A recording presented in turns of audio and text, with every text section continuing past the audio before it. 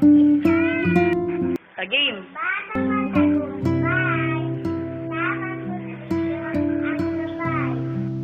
To my dearest Young, on your 18th birthday, time flies so fast.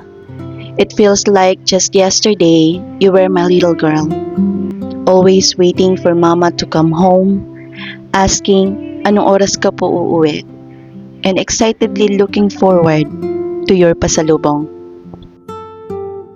I miss those days, anak. The simple joys of taking you to SM for your favorite ride all you can.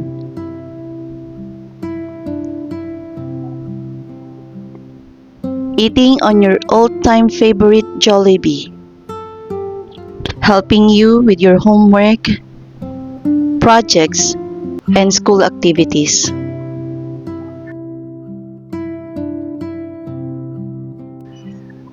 I miss preparing your school supplies and made sure everything is complete before the opening of classes.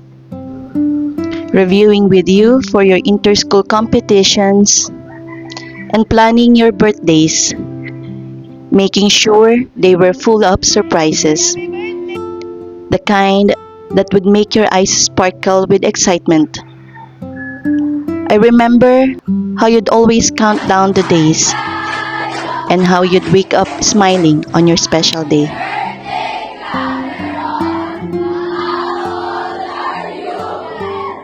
I'm 8 years old.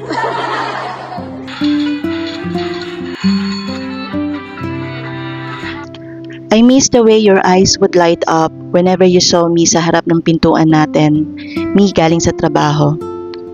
So eager to tell me about your day. You were my little shadow, my constant companion, my joy after a long day. But as the years passed, I knew things would change. You grew up, you made friends, you found new interests, and slowly started needing me a little less.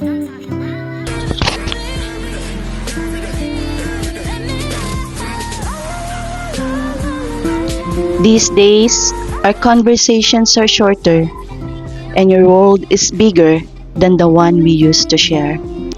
And while I deeply miss my little Aryan, I understand this is part of growing up. This is what I prepared you for.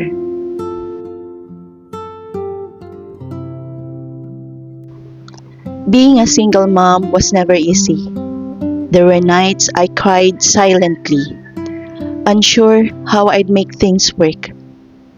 There were sacrifices, sleepless nights, and tough choices. And yes, there were times that I felt tired, overwhelmed, and even scared. But never tired of being your mom. Never once did I regret having you. You gave my life purpose, a reason to keep fighting and to keep going. I know I wasn't perfect. I made mistakes. Times when I may have been overreacting, too tired to listen, or not present enough. For all those times, I'm sorry.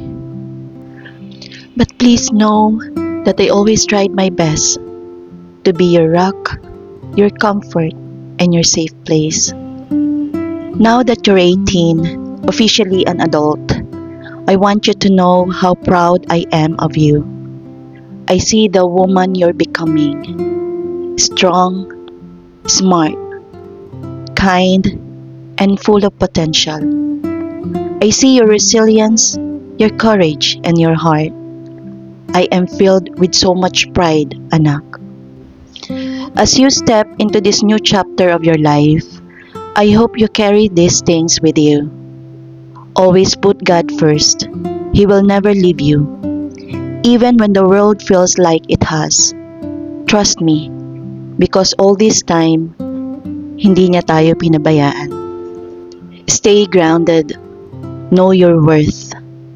And don't let anyone or anything make you feel less than you are. Take care of your heart. Love, but don't forget to love yourself too. Never stop learning. Education is your key to independence, anak. Finish your studies, build your dreams, and open doors that we only once imagined. And never forget where you came from. No matter how far life takes you, may you always find Your way back home. Not just to our house, but to the values we built together. My prayer for you is simple but deep. That you live a life filled with purpose and joy. You find friends who are true, a love that's pure, and peace that stays in your heart. Be surrounded by people who genuinely care for you.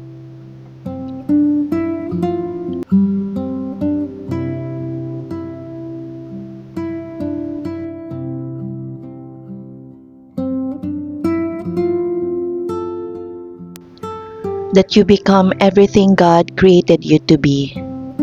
You are my one and only, my miracle, my greatest love, and no matter how old you get, you will always be my little Aryan. Happy 18th birthday, Bonnie. Spread your wings, Cameron. The world is waiting for you. But always remember, wherever life takes you, Mama is just a heartbeat away. You'll never know, dear, how much I love you.